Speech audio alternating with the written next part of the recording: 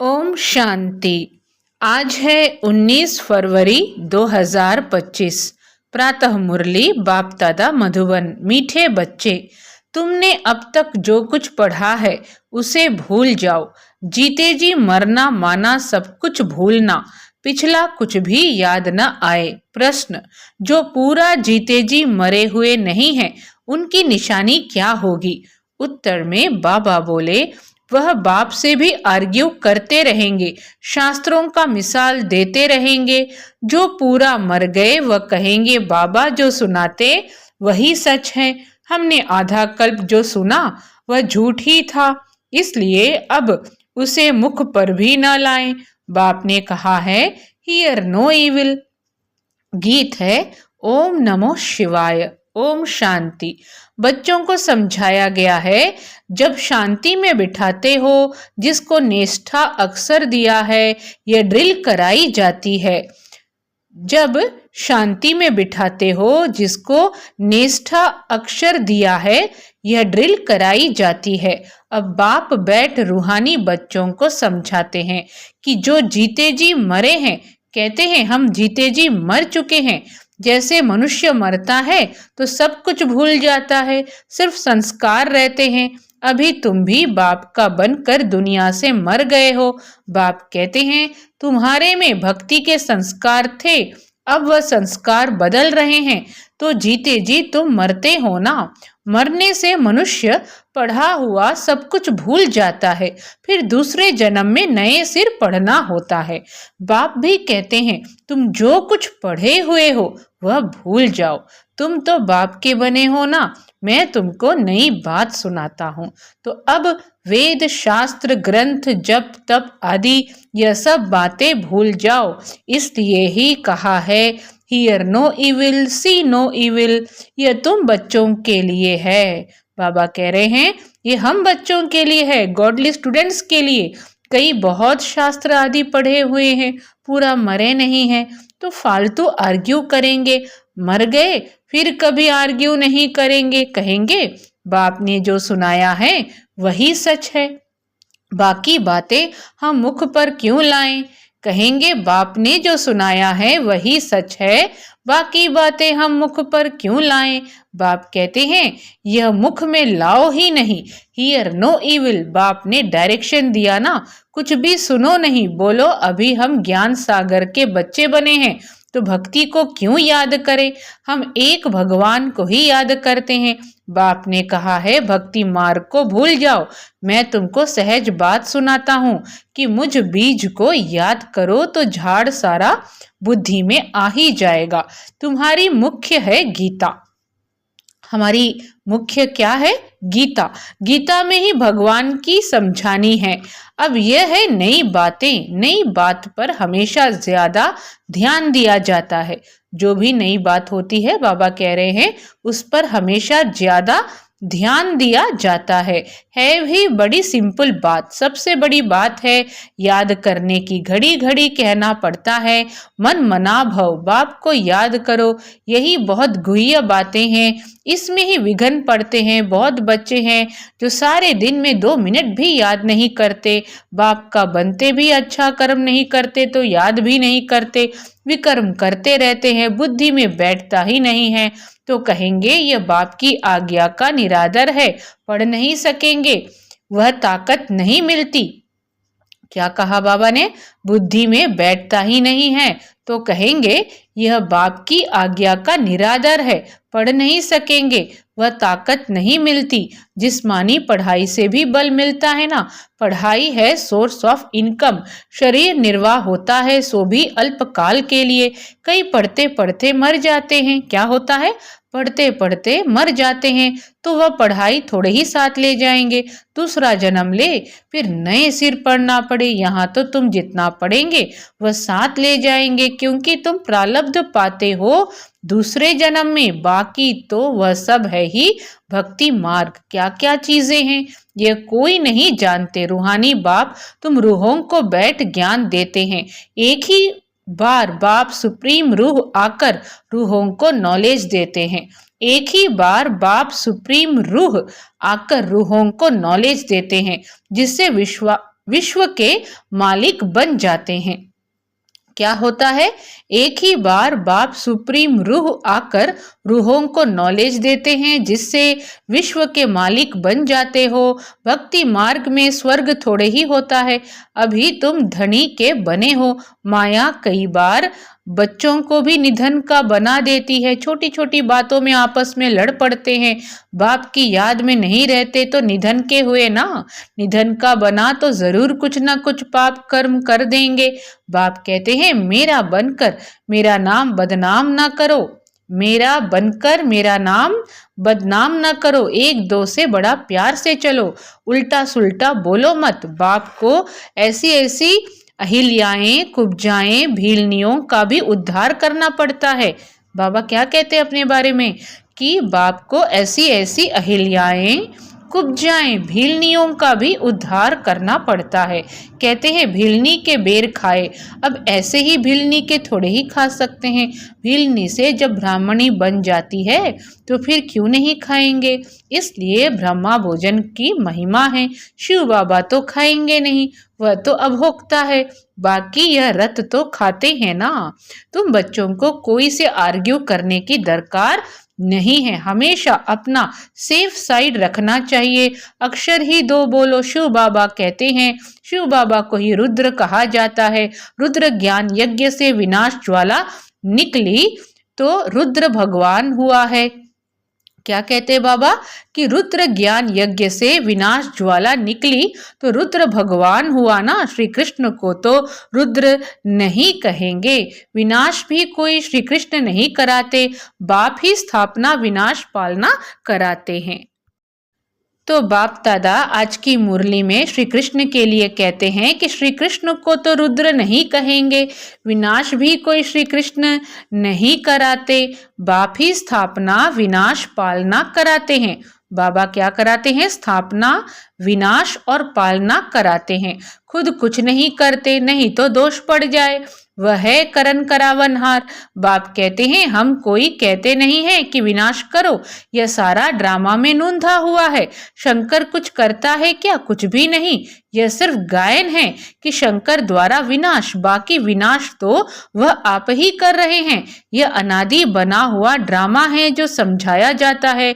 रचयिता बाप को ही सब भूल गए हैं, रचयिता बाप को ही सब भूल गए हैं। कहते हैं गॉड फादर रचयिता है, परंतु उनको जानते ही नहीं, समझते हैं कि वह दुनिया क्रिएट करते हैं। बाप कहते हैं मैं क्रिएट नहीं करता हूँ, मैं चेंज करता हूँ, कलयुग को सतयुग बनाता हूँ, मैं संगम पर आता हूँ, जिसके लिए गाया हुआ है सुप्रीम ऑस्पिशियस युग।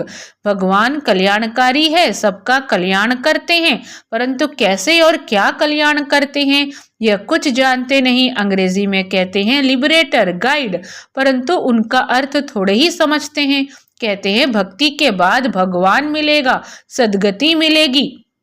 कहते हैं भक्ति के बाद भगवान मिलेगा, सद्गति मिलेगी। सर्व की सद्गति तो कोई मनुष्य कर ना सके, नहीं तो परमात्मा को पतित पावन सर्व का सद्गति दाता क्यों गाया जाए। बाप को कोई भी जानते नहीं, निधन के हैं, बाप से विपरीत बुद्धि हैं। अब बाप क्या करे, बाप तो खुद मालिक हैं। उनकी शिव जयंती भी भारत में मनाते हैं। बाप कहते हैं मैं आता हूँ भक्तों को फल देने, आता भी भारत में हूँ, आने के लिए मुझे शरीर तो जरूर चाहिए ना, प्रेरणा से थोड़े ही कुछ होगा। उनमें प्रवेश कर इनके मुख द्वारा तुमको ज्ञान देता हूँ, इनमें प्रवेश कर इनके मुख द्वारा तुमको ज्ञान देता हूँ। गौमुख की बात नहीं है, यह तो इस मुख की बात है। मुख तो मनुष्य का चाहिए, न कि जानवर का। इतना भी बुद्धि काम नहीं करती है। दूसरे तरफ फिर भागीरथ दिखाते हैं, वह कैसे और कब आते हैं जरा भी किसको पता नहीं है। तो बाप बच्चों को बैठ समझाते हैं कि तुम मर गए तो भक्ति मार्ग को एकदम भूल जाओ, तुम मर गए तो भक्ति मार्ग को एकदम भूल जाओ। शिव भगवान वाच मुझे याद करो तो विकर्म विनाश हो जाएंगे। मैं ही पतित पावन हूँ, तुम पवित्र हो जाएंगे, फिर सबको ले जाऊंगा। मैसेज घर घर में दो। बाप कहते हैं मुझे याद करो तो विकर्म विनाश होंगे, तुम पवित्र बन जाएंगे। विनाश सामने खड़ा है, तुम बुलाते भी हो हे पतित पावन आओ, पतितों को पावन बनाओ, हे पतित पावन आओ, पतितों को पावन बनाओ, राम राज्य स्थापन करो, रावण राज्य से मुक्त करो। वह हर एक अपने अपने लिए कोशिश करते हैं। बाप तो कहते हैं मैं आकर सर्व की मुक्ति करता हूँ। सभी 5 विकारों रूपी रावण की जेल में पड़े हैं। मैं सर्व की सद्गति करता हूँ। मुझे कहा भी जाता है दुख हरता सुख करता। राम राज्य तो जरूर नई दुनिया में होगा। तुम पांडवों की अभी है प्रीत बुद्धि, कोई कोई की तो फौरन प्रीत बुद्धि बन जाती है, कोई कोई की आहिस्ते आहिस्ते प्रीत जुटती है। कोई तो कहते हैं बस हम सब कुछ बाप को सरेंडर करते हैं, सिवाय एक के दूसरा कोई रहा ही नहीं, सबका सहारा एक गॉड ही है। कितनी सिंपल से सिंपल बात है। बाप को याद करो और चक्र को याद करो तो चक्रवर्ती राजा बनेंगे। बाप को याद करो और चक्र को याद करो तो क्या बनेंगे? चक्रवर्ती राजा रानी बनेंगे। यह स्कूल ही है विश्व का मालिक बनने का।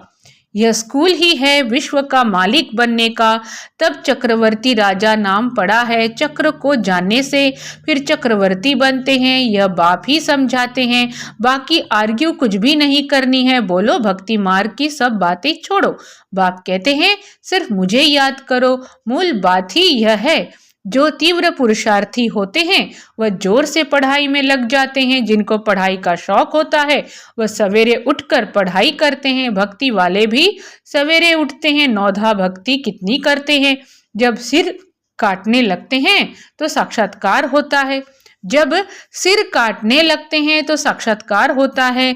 यहाँ तो बाबा कहते हैं यह साक्षात्कार भी नुकसान कारक है। साक्षात्कार में जाने से पढ़ाई और योग दोनों बंद हो जाते हैं, टाइम वेस्ट हो जाता है। इसलिए ध्यान आदि का शौक तो बिल्कुल नहीं रखना है।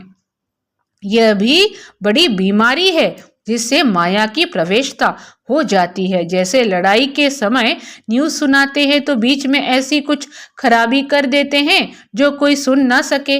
माया भी बहुतों को विघन डालती है, बाप को याद करने नहीं देती है। समझा जाता है इनकी तकदीर में विघन है। देखा जाता है कि माया की प्रवेशता तो नहीं है, बेकायदे तो नहीं कुछ बोलते हैं तो फिर झट बाबा नीचे उतार देंगे। बहुत मनुष्य कहते हैं हमको सिर्फ साक्षात्कार हो तो इतना सब धन माल आदि हम आपको दे देंगे। बाबा से किस टाइप की सौदेबाजी करते हैं? बेकायदे सौदेबाजी। बेकायदे तो नहीं कुछ बोलते हैं तो फिर झट बाबा नीचे उतार देंगे। बहुत मनुष्य कहते हैं हमको सिर्फ साक्षात्कार हो तो इतना सब धन माल आदि हम आपको दे देंगे। बाबा कहते हैं यह तुम अपने पास ही रखो। भगवान को तुम्हारे पैसे की क्या दरकार रखी है। बाप तो जानते हैं इस पुरानी दुनिया में जो कुछ है सब भस्म हो जाएगा। बाबा क्या करेंगे? बाबा पास तो फूरी फूरी बूंद बूंद तालाब हो जाता है। बाप के डायरेक्शन पर चलो। हॉस्पिटल कम यूनिवर्सिटी खोलो जहां कोई भी आकर विश्व का मालिक बन सके। 3 पैर पृथ्वी में बैठ तुमको मनुष्य को नर से नारायण बनाना है। क्या कहा बाबा ने? 3 पैर पृथ्वी में बैठ तुमको मनुष्य को नर से नारायण बनाना है। परंतु 3 पैर पृथ्वी के भी नहीं मिलते हैं। बाप कहते हैं मैं तुमको सभी वेदों शास्त्रों का सार बताता हूँ।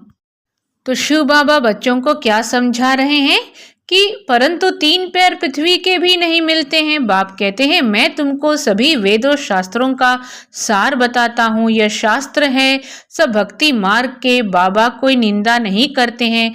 यह तो खेल बना हुआ है।